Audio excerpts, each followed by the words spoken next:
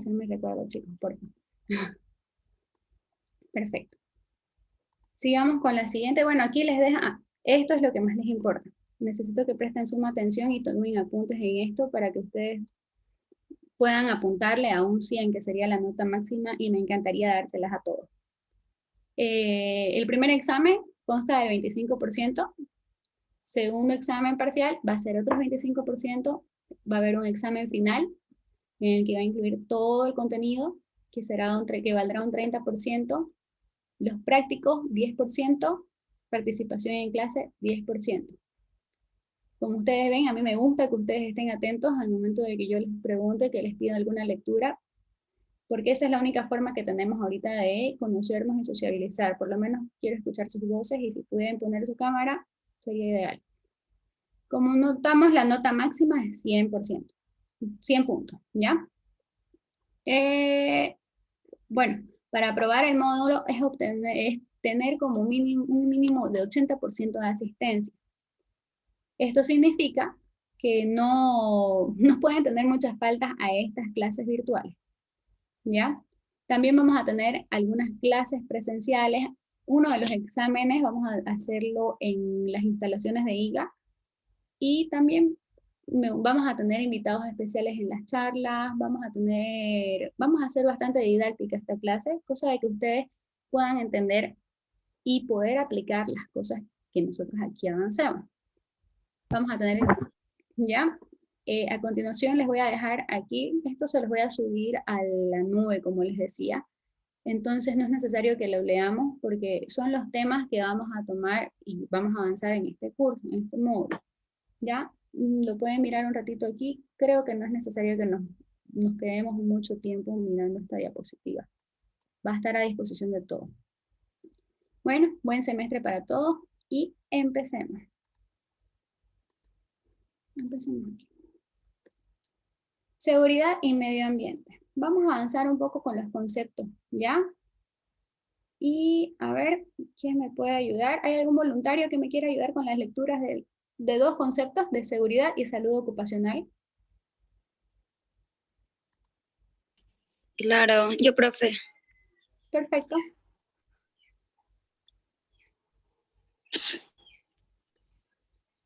Adelante. ¿Cuál? ¿La tercera? ¿La primera? Lo cambié, creo, ¿no? Ya, ahí está. Seguridad y salud ocupacional, por favor. Hasta salud ocupacional. No me sale en la pantalla. ¿No te sale? Aquí, esto de aquí, no. Se ve. No está saliendo en la pantalla, solamente está la diapositiva de buen semestre para todos.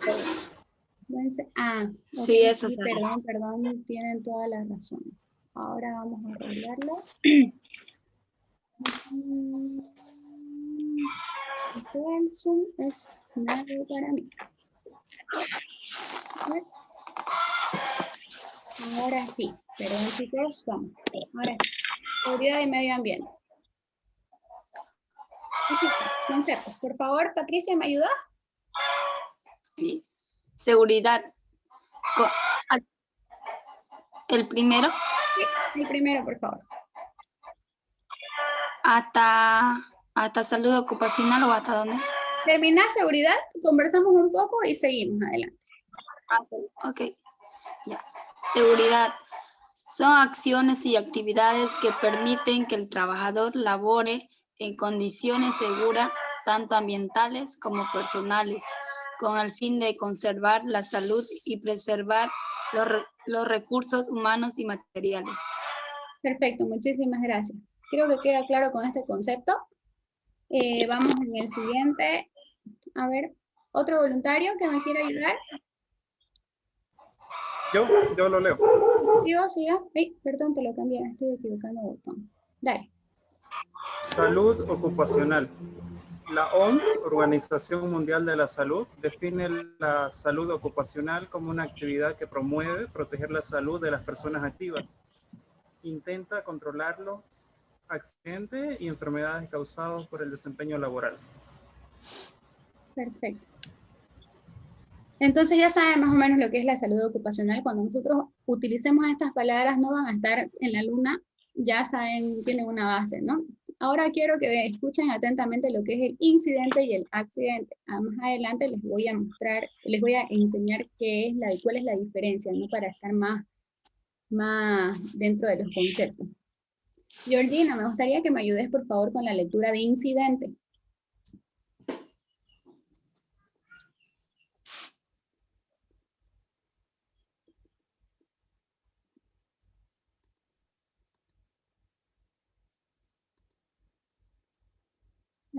Creo que... ¿Viene?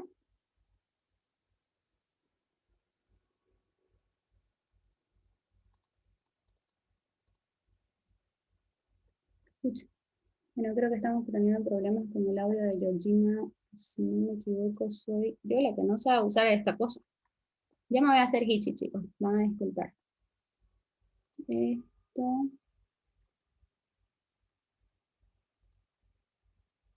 No sé cómo.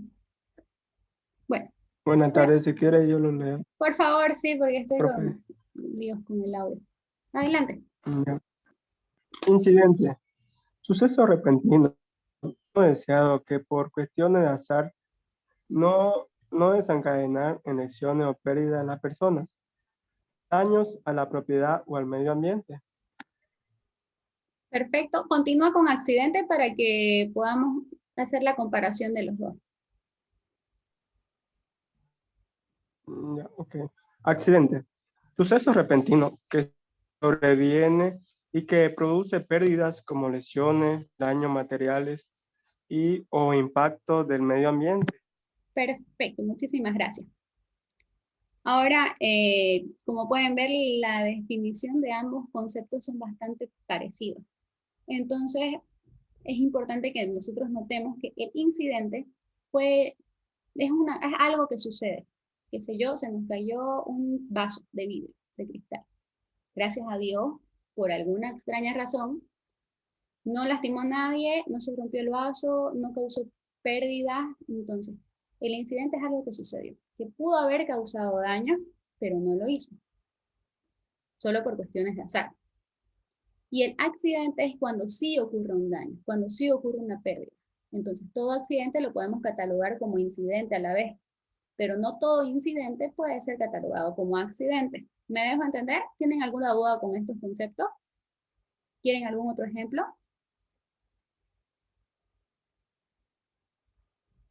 Perfecto. Yo les voy a dar otro ejemplo. Por ejemplo, aquí hablamos de los impactos del medio ambiente. Existen derrames. Hay veces que los derrames son de petróleo, entonces sí, es un accidente que puede ser letal para la vida acuática, para la vida terrestre. Entonces ahí tenemos un accidente. Entonces, ya, si el derrame hubiera sido tal vez de agua, hubiera sido un incidente, porque no hubiera afectado al medio ambiente. Bueno, también tenemos la palabra riesgo, que es cualquier acto, situación u objeto que pueda dañar la integridad física. Los riesgos están en todas partes, es necesario que nosotros estemos atentos y con los ojos bien abiertos para poder identificarlos a tiempo antes de que ellos nos agarren a nosotros, ¿no? Medio ambiente, sistema formado por elementos naturales, el espacio en el que se desarrolla la vida de los seres vivos y que permite la interacción de los mismos. ¿Tienen alguna duda con estas palabras? ¿Podemos pasar a la siguiente? Ya.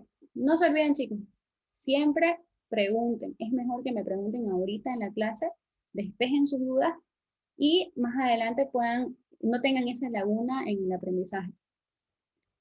Infraestructura adecuada. Tu lugar de trabajo, un lugar seguro. No hay nada más feo que sentirse incómodo en el lugar de trabajo. De sentirse que cada vez que pasan por ese piso resbaloso, sienten que se van a caer. Son cosas que al final de cuentas sí nos causan un malestar. Nuestro espacio de trabajo debe brindar condiciones adecuadas para el desarrollo de las actividades. Deben estar equipadas para resguardar la integridad física de las personas que ingresan y deben ser amigables con el medio ambiente. Basándonos en estas premisas, vamos a conocer algunos puntos que hay que tener en cuenta al momento de diseñar nuestro espacio de trabajo. Esta clase vamos a empezar un poco con lo que son las cañerías y cámaras de desagüe. Para entender la importancia de las cañerías y las cámaras de desagüe es necesario conocer el ciclo del agua. Para ello, conoceremos los siguientes conceptos. Tenemos la condensación, transpiración, infiltración, evaporación, escorrentía y percolación. Aquí en la imagen podemos ver una imagen sobre el ciclo del agua. Es digamos lo que un pequeño espacio de terreno donde tenemos montaña, tenemos ríos, tenemos lagos y una imagen del océano.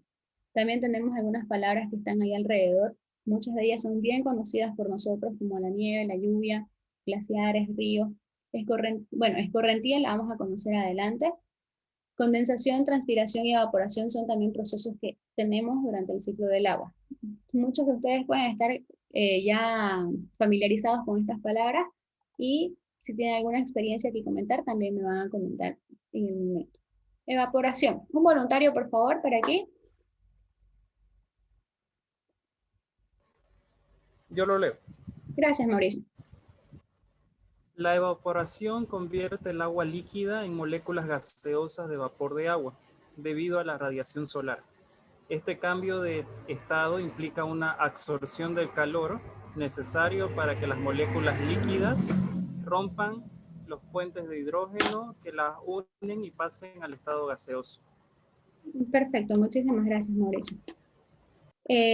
¿Ustedes conocen algún otro ejemplo de evaporación que me puedan dar? Bueno, yo les doy uno. Por ejemplo, en las calderas, nosotros calentamos también el agua en la caldera. Si bien no es una fuente el sol no es la fuente de calor, nosotros al hacer hervir el agua sabemos que sale el vapor y eso incluso nos puede llegar a quemar. Porque el agua al momento de evaporarse en nuestra caldera está a 100 grados centígrados. No sucede así bueno, si no está a 100 grados es alrededor de 100 grados, ¿no?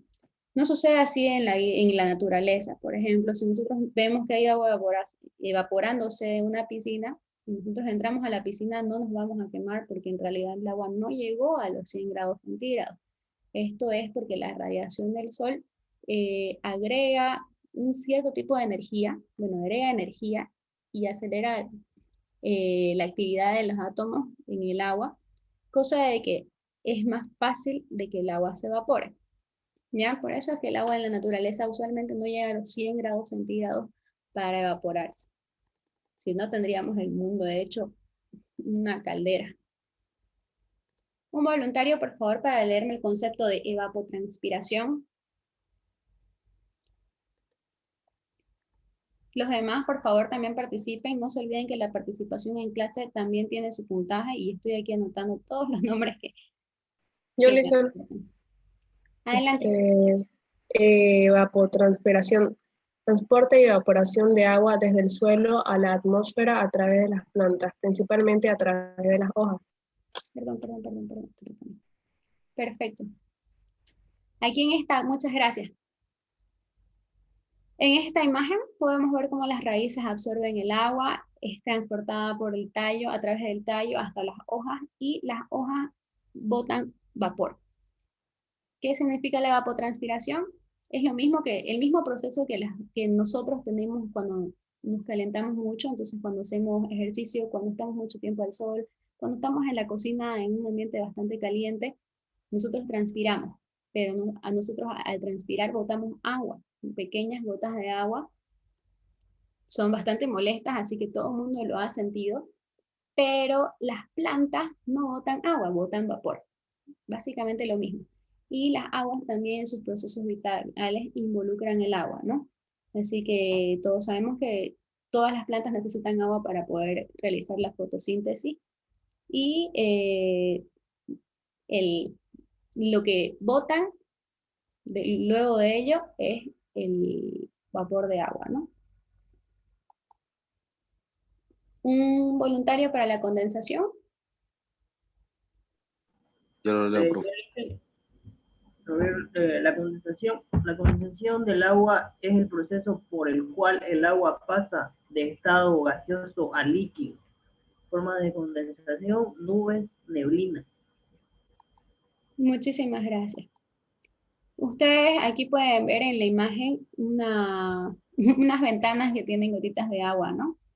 Cuando nosotros tenemos mucho frío afuera y dentro de la casa tenemos calor, el agua con ese cambio de temperatura al chocar con la ventana se condensa también. Entonces es una forma fácil de notar la condensación. Otra forma es cuando nosotros tenemos una botella de agua bastante fría y la dejamos sobre la mesa. Luego de unos minutos podemos notar que alrededor tiene gotitas. Pareciera como si se estuviera saliendo el agua de nuestra botella, pero en realidad es la humedad del ambiente que se condensó en la botella. ¿Me dejo entender? En la forma natural tenemos las nubes y la neblina. Cuando hay demasiada humedad, ustedes generalmente van a notar que hay bastantes nubes, bastante neblina. En Santa Cruz, hace un mes hemos tenido bastantes problemas con la neblina, en especial en la zona norte, porque incluso no se llegaba a ver a 2 metros de distancia, ¿no? Entonces es algo en lo que ustedes deben estar familiarizados y deben saber por qué está ocasionándose, ¿no? Adelante, por favor, algún voluntario con el siguiente concepto. Aquí yo profe, yo le daré. Ya, gracias. Precipitación es cualquier forma del agua en la atmósfera que cae de ella y llega a la superficie terrestre. Este fenómeno incluye lluvia, llovizna, nieve, aguanieve y granizo. Para que las precipitaciones se produzcan, es necesario que las gotas de agua que forman la nube aumenten de tamaño entre 10 y 100 veces, momento en el que la gravedad las hará caer a la superficie de la Tierra. Muchísimas gracias. Ustedes conocen perfectamente lo que es la lluvia, ¿no?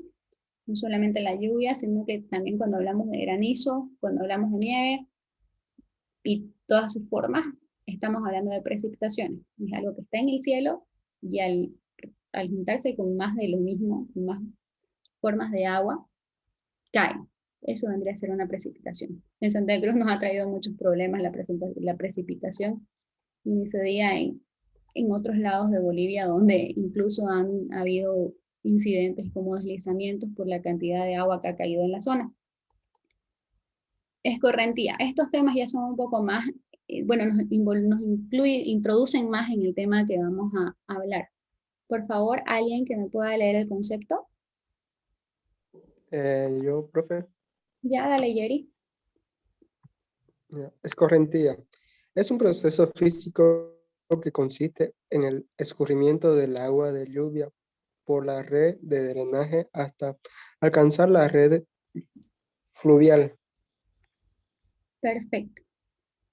¿Alguien que me pueda dar un ejemplo de escorrentía? Todos conocemos la escorrentía. Es cuestión de que se animen a decirlo. Porfa. Los ríos sería una... Sí, Sí, tal vez. sí, los ríos en realidad son escorrentía. Licenciada, una pregunta. Dígame. ¿Qué trata de decir con hasta alcanzar la red de fluvial? Ya.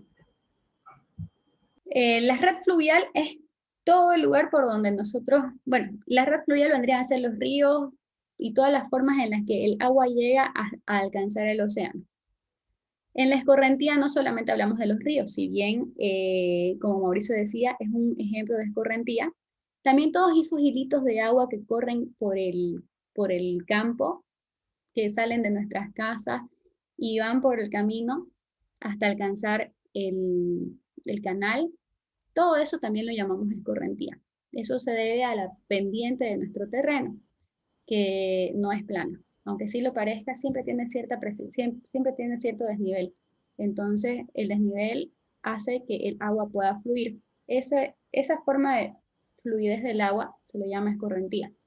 Sucede en todas partes del mundo y sucede en cada centímetro del terreno. Donde cae agua, va a haber escorrentía.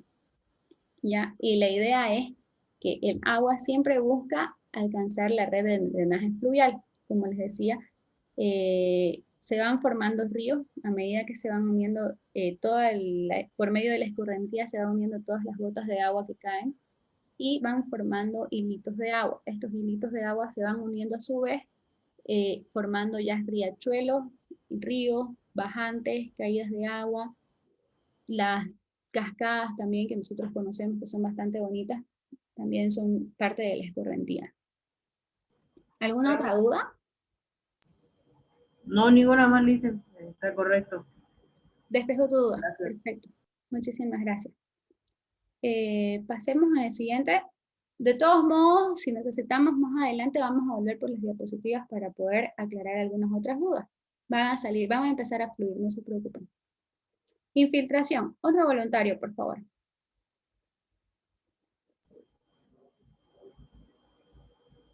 ¿Lo puedo leer? Claro, por favor. Infiltración ocurre cuando aguas procedentes de las precipitaciones o de almacenes superficiales, hielo, ríos, lagos, inicia un movimiento descendente adentrándose en el subsuelo pudiendo alcanzar diferentes profundidades en funciones de las condiciones. Perfecto. Muchísimas gracias, Ero.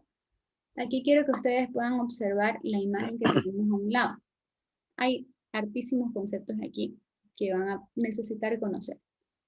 Lo importante, bueno, es estas flechitas de aquí que ven en el lado izquierdo de la imagen. Están representando el agua de lluvia que cae. Llegan al suelo y esas gotitas de agua, algunas se van por la escorrentía y otras entran al suelo. Nosotros cuando llueve vemos que la ciudad se llena de charcos y algunos charcos no escurren, no se van hacia la red de drenaje, pero sin embargo en algún momento se pierden. No es necesario que haya mucho sol para que esto suceda, es porque el suelo va absorbiendo el agua. A esto lo vamos a llamar infiltración de ahora en adelante en la materia, cuando hablemos de agua. El problema de la infiltración es que el suelo absorbe el agua con todos los contaminantes que tiene en ella. Es decir, que si nosotros agarramos nuestro balde de agua con jabón, con desinfectante, con detergente, lo que usamos para trapear el piso y lo botamos en el suelo, el agua va a absorber todo. ¿Y ustedes creen que eso sería apropiado para que ahí vaya a crecer una planta? Entonces nosotros tenemos que estar conscientes de dónde nosotros desechamos nuestra agua, porque el suelo sí lo va a absorber. Y bueno, también vamos a hablar del nivel de agua subterránea, que es donde el suelo se satura, donde ya no le puede entrar más agua, entonces lo que hace es empezar a subir. Y ahí es cuando nos inundamos, ¿no? Generalmente el nivel de agua subterránea está por debajo del suelo. Ya a no ser que haya habido demasiada lluvia, o sea, un lugar muy húmedo, para que se creen humedales, para que se creen inundaciones muy fuertes, entonces es como que le gana al suelo la cantidad de agua.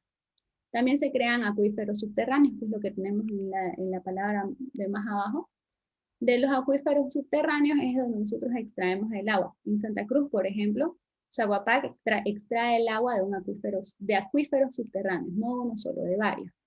Tienen muchos pozos, entonces sí, los pozos artesianos surgentes y los no surgentes son los que hacen que nosotros podamos abastecernos de agua.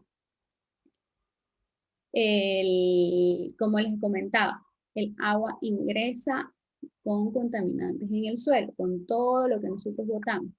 Entonces es importante que la profundidad de los pozos sea bastante grande. Entonces, por lo menos, bueno, los de Zaguapac son de 150 metros de profundidad en adelante. También tenemos otros pozos que no han llegado a los 150 metros. Tal vez en el campo no tienen la maquinaria necesaria para poder llegar a esa profundidad. Entonces, ellos hacen sus pozos que llegan a 20, 30 metros. El agua sale clara. En muchos lugares no está contaminada, pero también hay el riesgo de que puedan estar contaminadas porque el suelo está contaminado.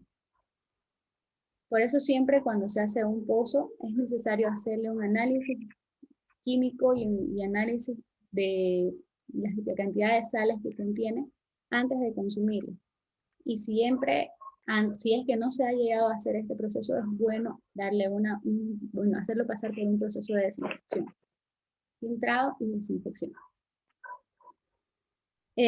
Bueno, también tenemos los acuíferos libres, que son, no sé si alguna vez en alguna película han visto que en las cavernas se forman algunos tipos de río, algunos lagos, entonces a esto lo vamos a llamar acuíferos libres. De todos modos, todo el agua que cae, que el suelo absorbe, no se queda estática en el suelo, sino que sigue su movimiento hasta llegar a los ríos, a los lagos, hasta a los océanos, ¿no? Entonces, que son los lugares más bajos de nuestro terreno. Por eso es que cuando nosotros tenemos una montaña, dos montañas, una aquí y otra aquí, desde las partes más altas hasta el punto más bajo siempre se va a ir acumulando el agua, y el agua se va a acumular en la parte más baja del terreno. Y así va a correr hasta más bajo, ¿no? Entonces el lugar más bajo del terreno siempre va a ser el océano, en todo caso en el mundo, ¿no? El océano. Que sería el lugar a donde todas las aguas van a llegar. ¿Alguna duda con esta imagen? Por favor, aprovechen.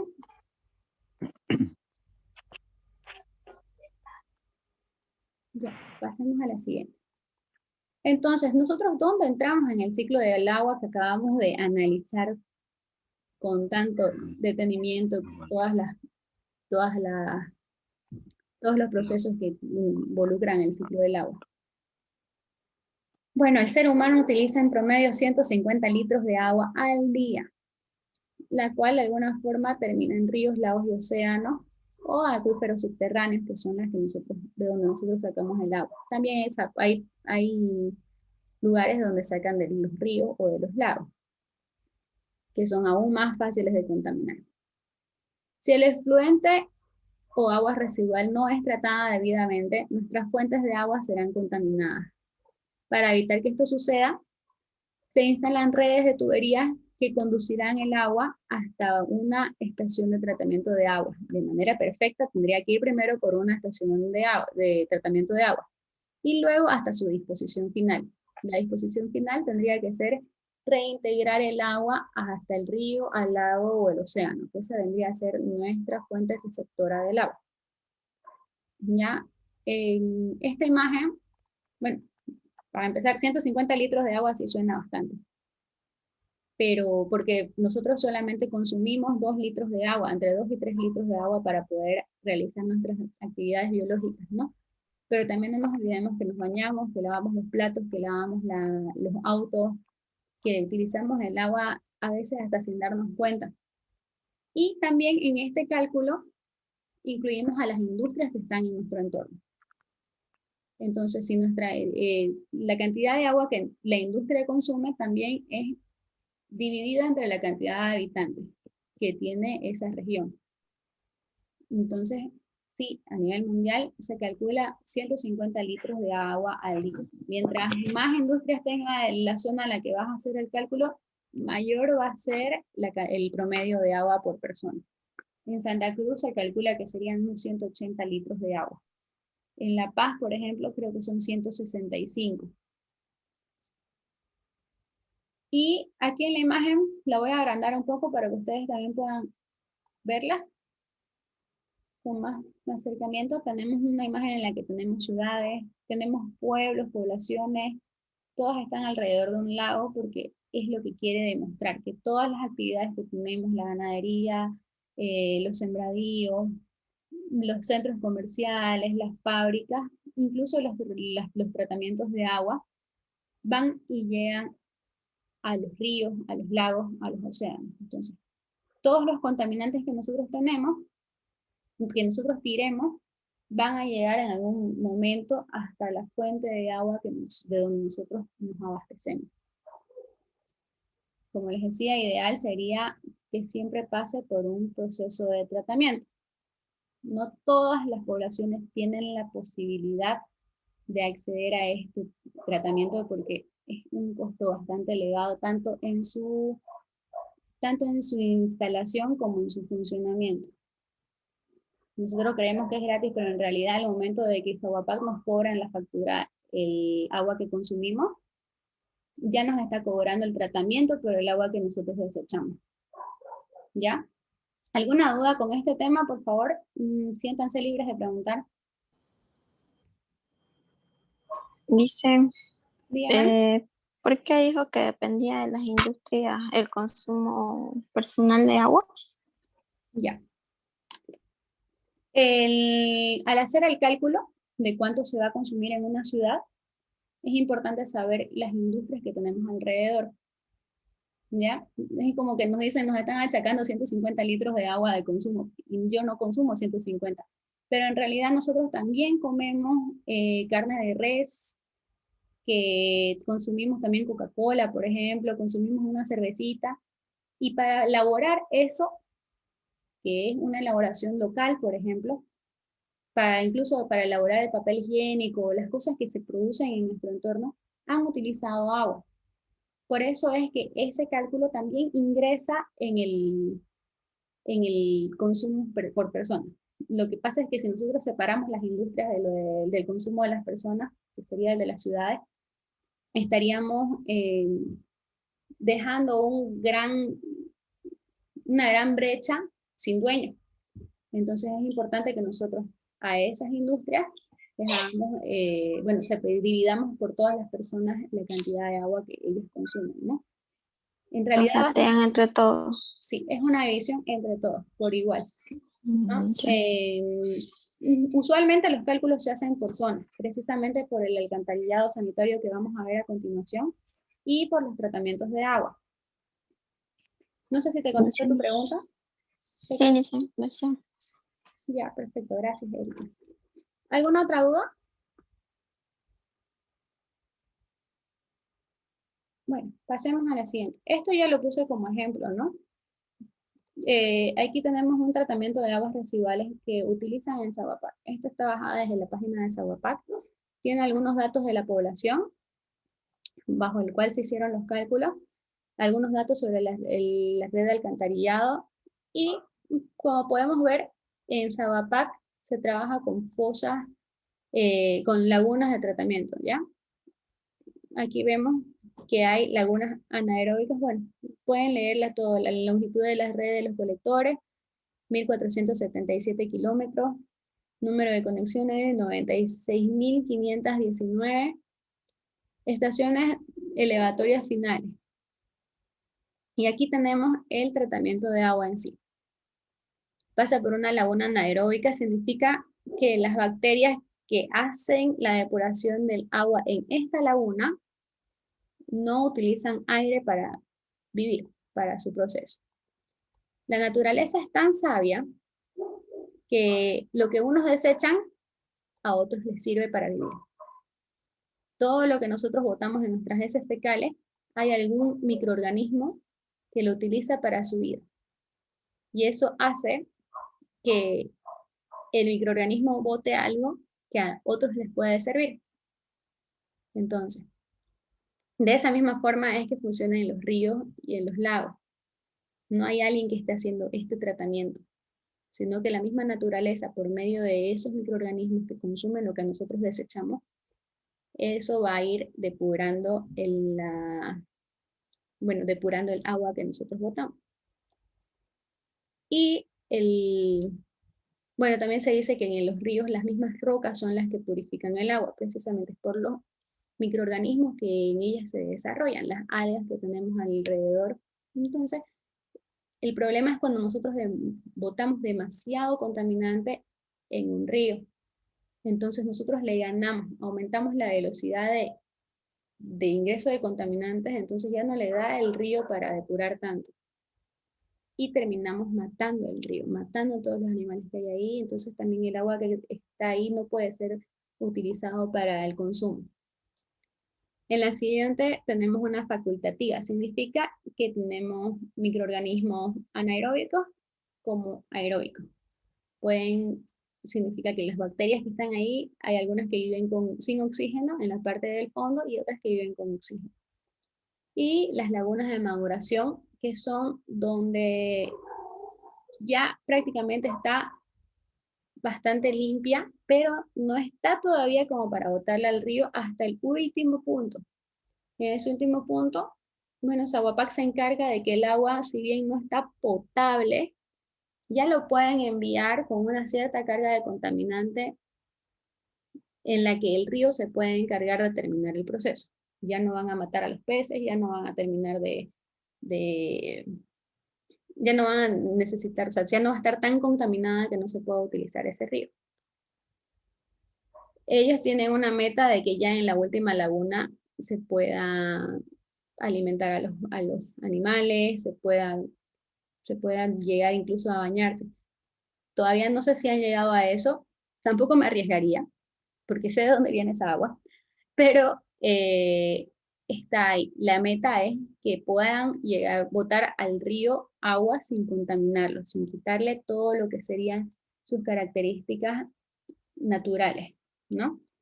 Esto lo pongo como ejemplo, no es necesario que se lo aprendan de memoria, solo que en algún momento alguno de sus compañeros en otro curso preguntó sobre esto, entonces me gustaría que ustedes ya tengan el conocimiento de qué es lo que pasa con el agua luego de que nosotros la botamos. Más adelante vamos a hablar sobre las redes de saneamiento. ¿Algún voluntario, por favor? Yo lo leo. Gracias, Mauricio.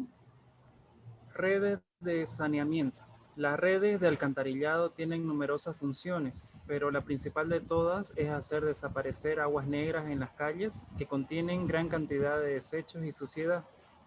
Una red de alcantarillado está constituida por tuberías que funcionan haciendo presión y se encuentran bajo la vía pública. Este servicio está considerado como un servicio básico, ya que ayuda al saneamiento de las poblaciones y evita la aparición de numerosas enfermedades. Muchas gracias, Mauricio. Aquí en la imagen podemos ver cómo tenemos un canal pluvial.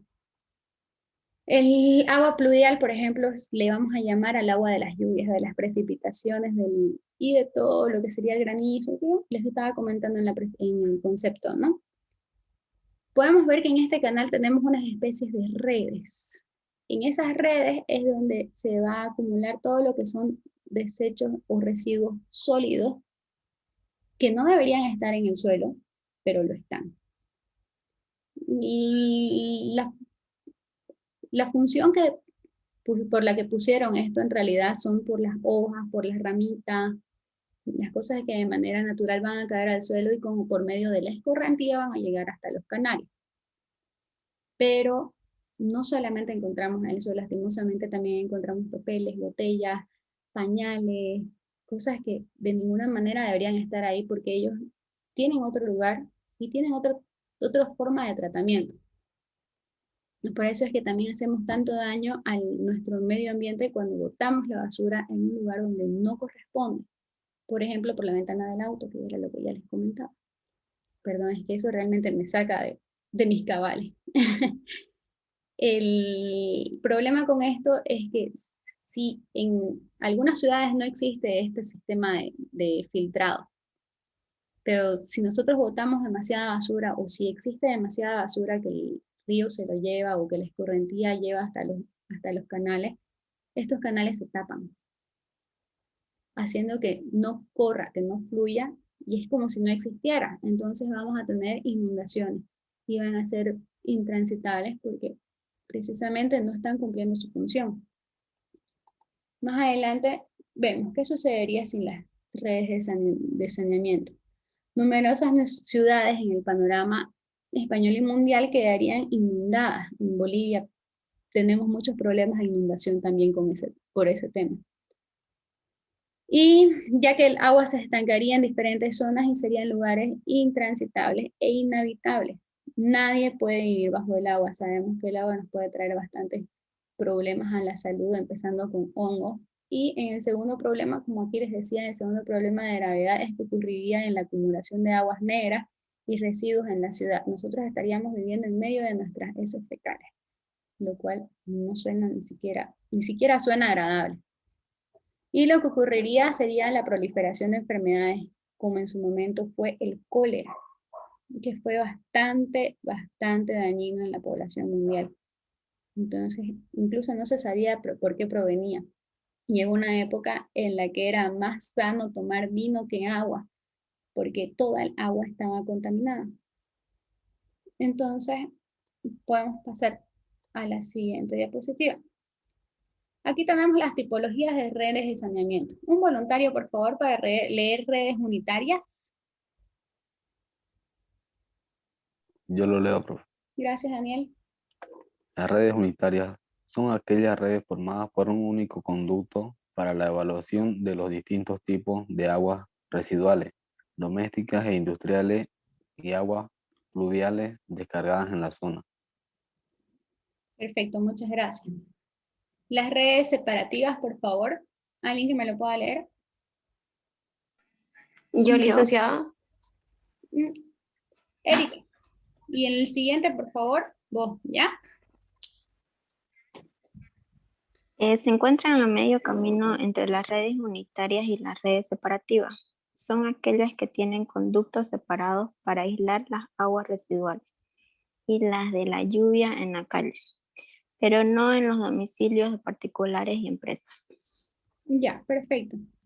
Ahora, ¿puedes, por favor, leérmelo las redes separativas? ¿Algún voluntario? Creo que no llegué a identificar quién era la persona que estaba por hablar anteriormente. ¿Será que ella puede leérmelo?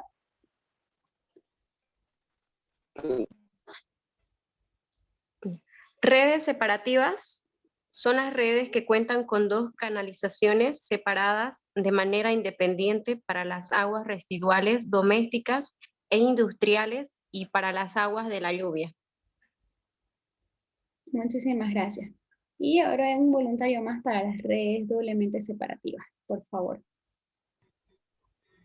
Yo, profe. Gracias, Yeri. Gracias. Redes doblemente separativas. Las redes que se incluyen dentro de esta tipología son aquellos que tienen una red para las aguas residuales domésticas, otra para las aguas residuales comerciales e industriales y otra para las aguas pluviales. Muchas gracias. Bueno, aquí presentamos 4 tipos de redes de saneamiento. Cada una de ellas tiene sus ventajas y sus desventajas. Lamentablemente, bueno, no todas las ventajas van apoyando al medio ambiente, ¿no? Las redes unitarias, por ejemplo, su instalación es mucho más sencilla, porque es un solo conducto por donde se va a ir toda el agua. Y el problema está en que el tratamiento para estas aguas va a tener un costo mucho mayor si es que le hacen un tratamiento, porque usualmente cuando hacen este tipo de conexiones no cuentan con el factor económico suficiente para crear una planta de tratamiento adecuada para semejante cantidad de agua, ya que estamos hablando de que tenemos el contaminante de todos los residuos que tenemos en las casas y en las industrias, si es que llegan a haber industrias en el lugar o en la zona. Y todas ellas se juntan con el agua de lluvia. Entonces, el agua de lluvia no necesita un tratamiento, puede llegar directamente hacia los ríos, lagos u océanos. Una vez separada toda de la parte sólida, puede llegar a los ríos, sin necesidad de pasar por un tratamiento. Pero al momento de juntarse con el agua residual, ya se contamina. Y necesitamos tratar todo el volumen de agua.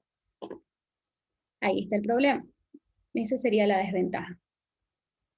Y así, en las redes separativas, que decíamos que cuentan con 2 canalizaciones separadas de manera independiente, es decir, que el agua de lluvia se va por un lado y el agua de las industrias y de las casas, de las viviendas, se van por otro conducto.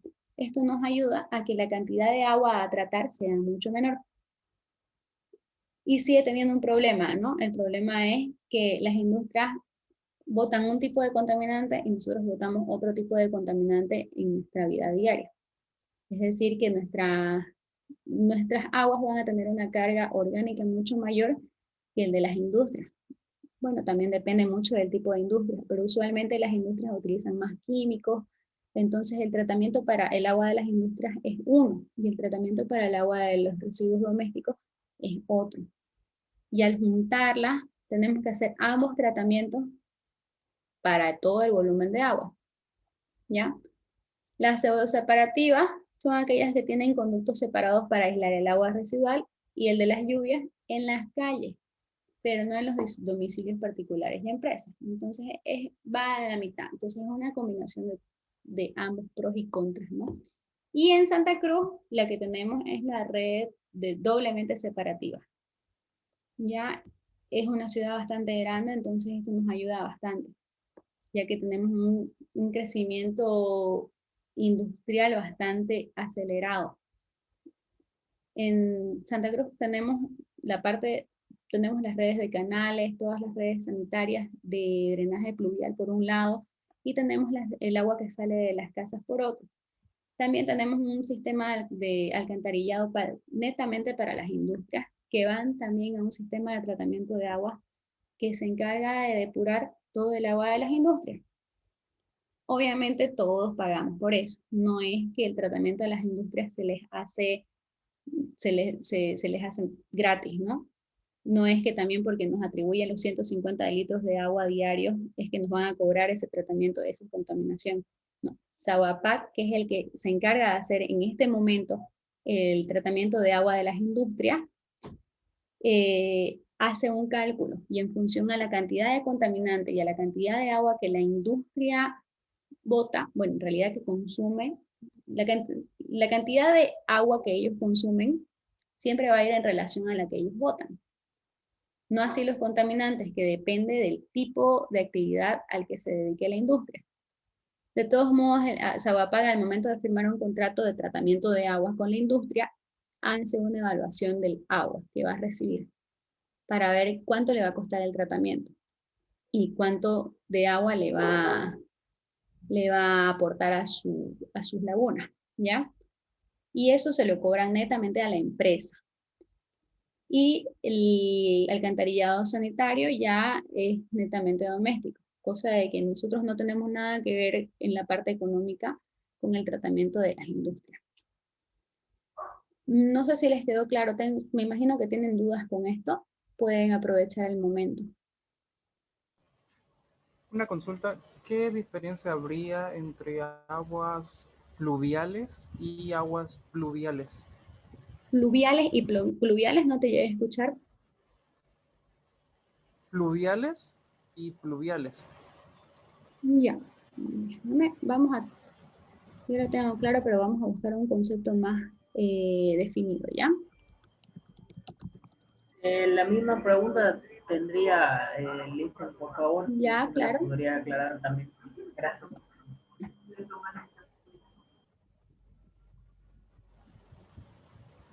Ya. Agua pluvial es lo que llueve, lo que trae de la lluvia, la misma caída de la lluvia. Y lo fluvial es lo que conduce por las corrientes de agua, tales como los ríos, lagos, los arroyos, ¿no?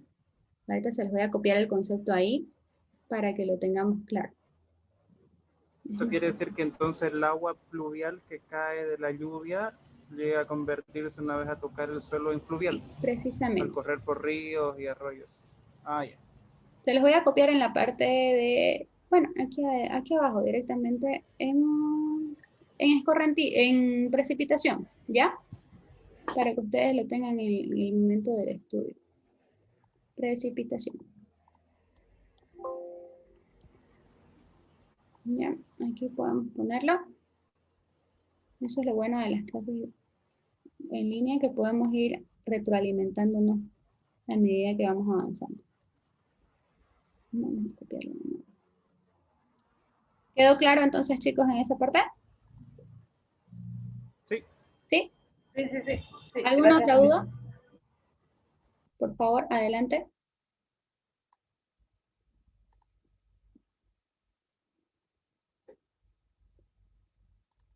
Mientras tanto, déjenme, voy a ir sacando un screen de todos los participantes de la clase.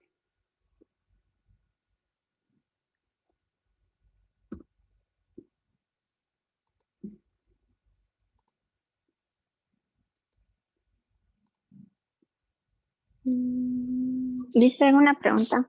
Dígame. Depende de qué para que elijan el tipo de de, ¿cómo se dice? Alcantarillado. De alcantarillado. Lastimosamente es por el sistema, por el factor económico. Sabemos que existen poblaciones que no cuentan con un suficiente dinero para poder realizar una red doblemente separativa o un tratamiento de agua como se debería hacer. Entonces, va por ahí más o Sí, menos. la mejor sería la doblemente separativa. Sí, realmente sería la ideal, porque nuestro tratamiento de agua sería mucho más barato, entonces las aguas de lluvia, por ejemplo, podrían ir directamente al río o a nuestro cuerpo receptor, que vendría a ser el lugar donde vamos a botar el agua, ¿no? No necesita ningún tratamiento, ya que en teoría nuestro suelo debería, nuestra agua, o sea, nuestro suelo no debería estar contaminado, no deberíamos haber botado nada al suelo, cosa de que, y de todos modos, el nivel de contaminación del suelo que tenemos en las ciudades no amerita un tratamiento para el agua pluvial.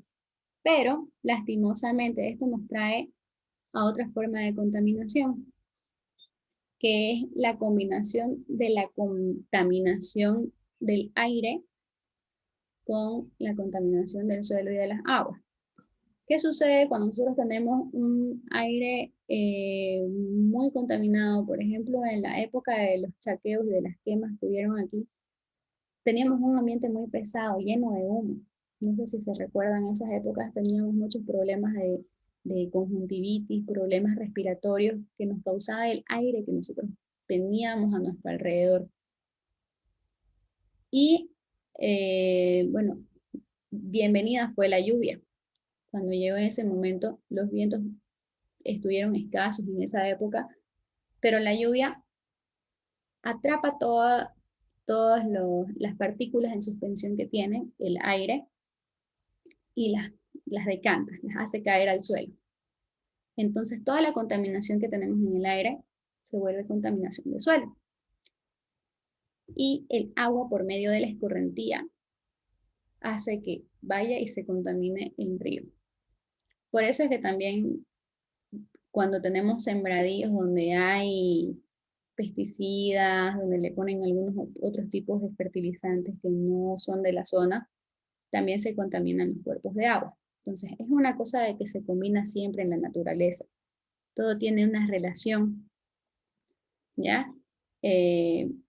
Por eso es que, bueno, el ideal sería la doblemente separativa, porque no necesitaríamos tratar el agua de lluvia en general, ¿no? O sea, de forma idónea.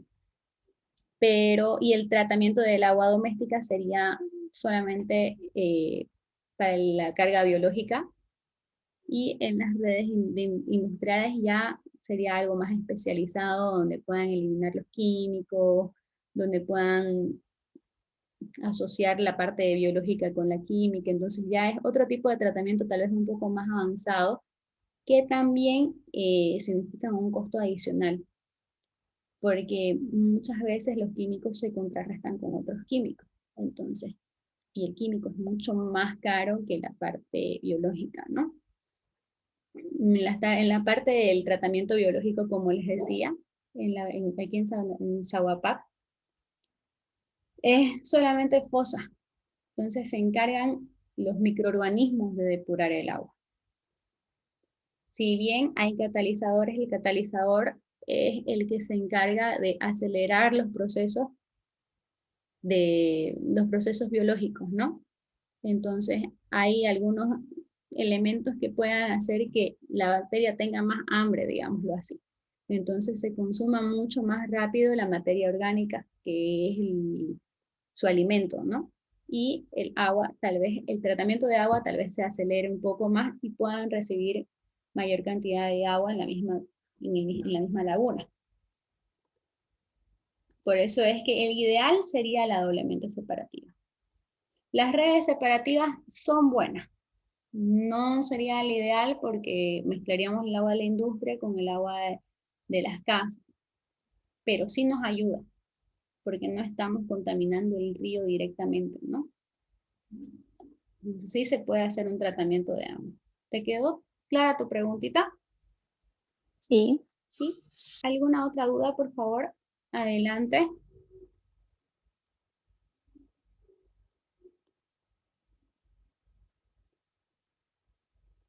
De todos modos, no tengan pena, igual está el grupo de WhatsApp. Si ustedes tienen alguna duda, me la escriben. Si yo no les contesto en ese momento, igual les voy a contestar tarde o temprano, o sea que estén atentos, ¿no? Vamos a seguir con la siguiente diapositiva. Aquí tenemos recomendaciones. Son recomendaciones súper básicas, ¿ya? Pero me gustaría que se apliquen siempre, porque al final de cuentas, los beneficiados con estas aplicaciones somos nosotros mismos. Aquí tenemos una que vendría a ser, no conecte las descargas de agua, de lluvia, de las de techumbres. Aquí ponemos solamente el ejemplo de las techumbres, pero tenemos que hablar sobre todos los tipos de descargas de agua de lluvia, ¿ya? A los sistemas domiciliarios de alcantarillado. A esto lo llamamos conexiones cruzadas, que significa que nosotros tenemos aquí algo que nos trae agua de lluvia, una tubería que nos trae agua de lluvia, pero nos estorba aquí. Por ejemplo, aquí habla de las techumbres porque nos ponen la canaleta que va alrededor del techo y no sabemos qué hacer con el agua que cae. Entonces, como es fácil, agarramos y lo ponemos directamente al alcantarillado sanitario, lo conectamos ahí. Y ahí estamos eliminando la función del tipo de alcantarillado que tenemos, que es el doblemente separativa, ¿no? Entonces, incluso si tuviéramos una red de alcantarillado sanitario, de alcantarillado separativa, ya estaríamos eliminando esa función. Entonces estaríamos botando todo el agua de lluvia que nos llega a nuestro territorio, estaríamos uniéndolo y enviándolo a hacerse un tratamiento que no le corresponde, ¿no? Aumentamos el precio de nuestro tratamiento, minimizamos la cantidad del tiempo de vida útil de nuestra laguna, y bueno, también hacemos un daño al medio ambiente de cierta forma, ¿no? Entonces, no solamente hablemos de aguas de techumbre. Si nosotros no conocemos el tipo de alcantarilla que tenemos o a dónde nos dirige esa alcantarilla, no hagamos una conexión. Siempre consultemos con un experto. Y generalmente, bueno, en realidad se debería, ante cualquier ampliación, ante cualquier cambio, se debería hacerlo aprobar. Usualmente por la burocracia que esto significa aquí en nuestro medio, no se hace, pero lo ideal sería que siempre un experto esté asesorándonos con las conexiones de tubería. Al final de cuentas, nosotros somos los beneficiados, ¿no? Después, siguiente recomendación sería denuncia a las personas o empresas que están realizando descargas clandestinas en las redes de alcantarillado. Lamentablemente nuestras autoridades no pueden estar en todas partes, así que es importante que nosotros estemos atentos. Muchas veces estamos paseando por la ciudad y notamos que hay una descarga de agua que se conecta a un pozo, que se conecta a un canal. Vemos la salida del agua, no se ve como si fuera parte del canal, tal vez una pequeña tubería, y el agua que sale no siempre es muy clara. Incluso hay algunas zonas donde ese tipo de descargas causan muy malos olores. Yo conocí el caso en el que un matadero no regularizado botaba sus aguas al canal y todos los vecinos de la zona sufrían con esa descarga. Entonces, hasta que llegó al oído de las autoridades, no pudieron hacer nada. Pero ya una vez se fue denunciado este acto, entonces ya se tomaron las medidas necesarias, ya hubieron multas, hubieron represalias y además exigieron la corrección de esta acción. Dentro de las multas, también se exige que la empresa haga algún tipo de acción al medio ambiente. Por ejemplo, plantar árboles, alguna donación para hacer tratamientos de agua. Entonces, sí, las multas medioambientales últimamente son bastante rígidas y severas. Que eso nos ayuda a todos. Y hace que siempre intentemos estar en regla. No tengan miedo. Dice una pregunta. Dígame.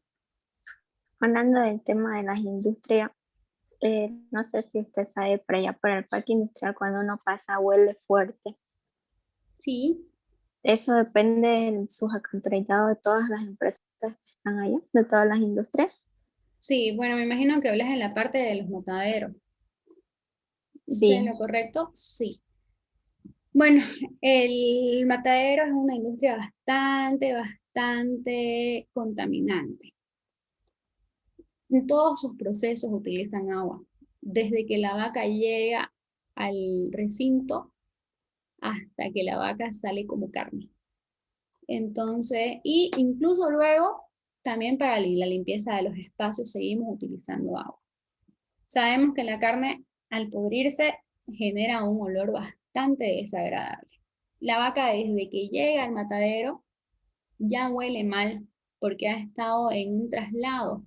La vaca ha tenido una transpiración nerviosa, o sea, por nervios. Sabemos que cuando uno transpira por nervios es un olor diferente al usual. La vaca de por sí ya huele mal, pero más la transpiración, más a que han estado encerradas unas con otras en una jaula que se mueve, entonces es un estrés bastante grande y hacen ahí mismo sus necesidades. Entonces, si una vaca se va a caer, va a llegar manchada de todo lo que ha tenido en el suelo del camión. Llegan a la industria, ahí las manguerean, les llega, no las manguerean, en realidad creo que tienen, muchas de de los mataderos tienen ya aspersores de agua que hacen que la vaca se relaje, que salga más limpia. Entonces, en todos sus procesos ellos utilizan agua. Y a veces el agua llega a salir por medio de las lluvias, llega a salir del perímetro de la empresa. Entonces, sí puede ser que haya algún tipo de rebalse del agua de la industria, bueno, del matadero, hacia el exterior. Por eso es que nosotros cuando pasamos, cuando yo por ejemplo, que vivo, siempre paso por los mataderos al volver a mi casa, yo siempre evito esa parte cuando hay lluvia, porque el agua que hay estancada en esa zona siempre termina siendo hedionda, porque el espacio del matadero generalmente llega a generar ese tipo de rebalses, ese tipo de problemas con las lluvias, en especial si son muy torrentosas como en Santa Cruz suele suceder, ¿no?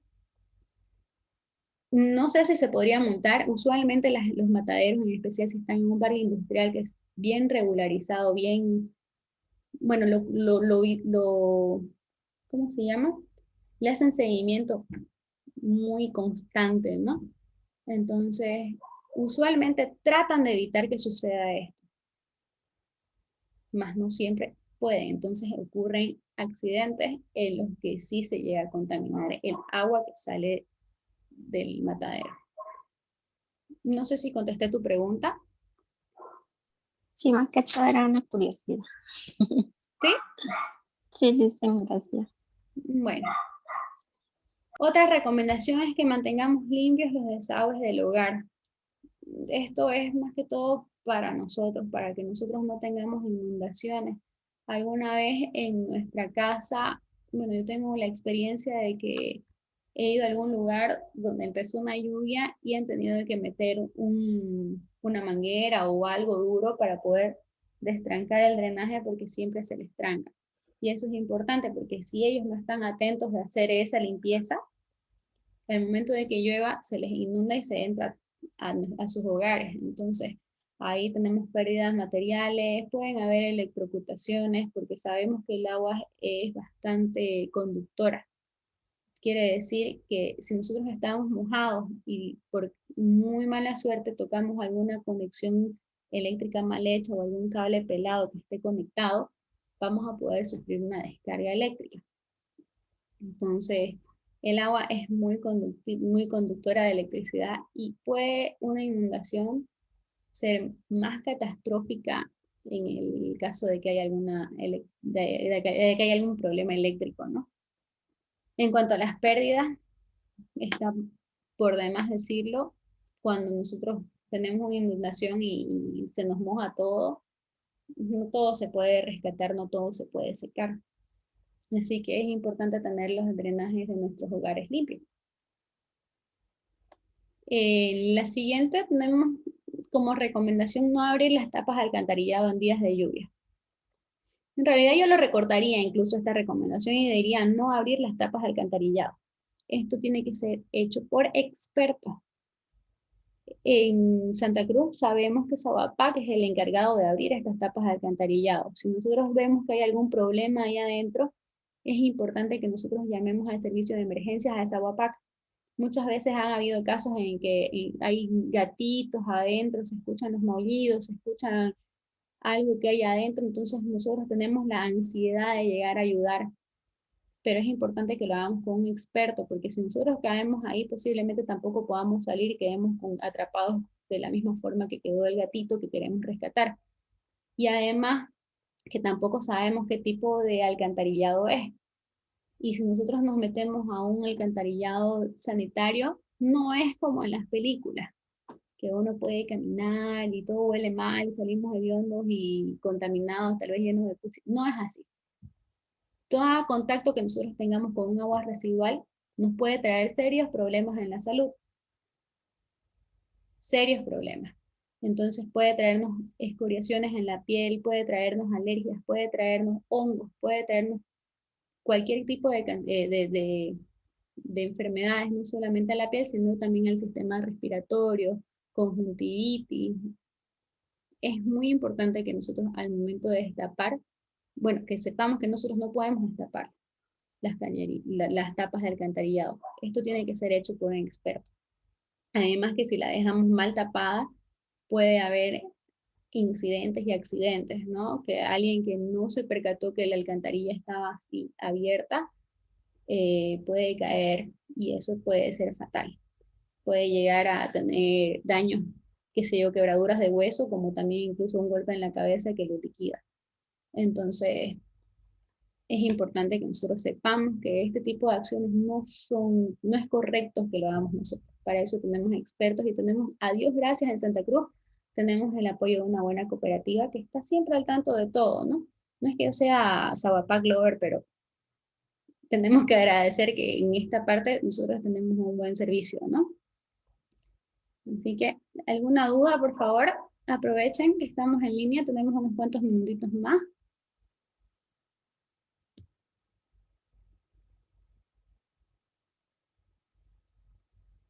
De alguna de las diapositivas anteriores. Si quieren las puedo pasar también por aquí. Como les decía, todas estas diapositivas las voy a colgar en la plataforma. Incluso voy a colgar este video, la grabación de toda la clase, o desde la parte que grabé, porque tienen que hacerme recuerdo que grabe, por favor. ¿Ya? Si no hay dudas, les agradezco su presencia, chicos. Agradezco su atención, su participación. Me gusta que participen. No se olviden que yo todos los nombres los anoto. Tenemos una ponderación para la participación. Voy a dejar de grabar cómo se hace esto. Una pregunta. Dígame. Todo esto, el video, no sé si lo podría mandar por WhatsApp. No sé si el video se puede mandar por WhatsApp. Voy a intentar. Pero de todos modos lo voy a colgar en la plataforma a la que todos tienen acceso. Ya yo ahorita en esto de la... Creo que en la plataforma sería bueno tenerlo todo el material y de ahí ya cada uno lo descarga, ¿no? Así no lo llena su teléfono también, ¿no? Porque al mandarlo por WhatsApp a veces se te llena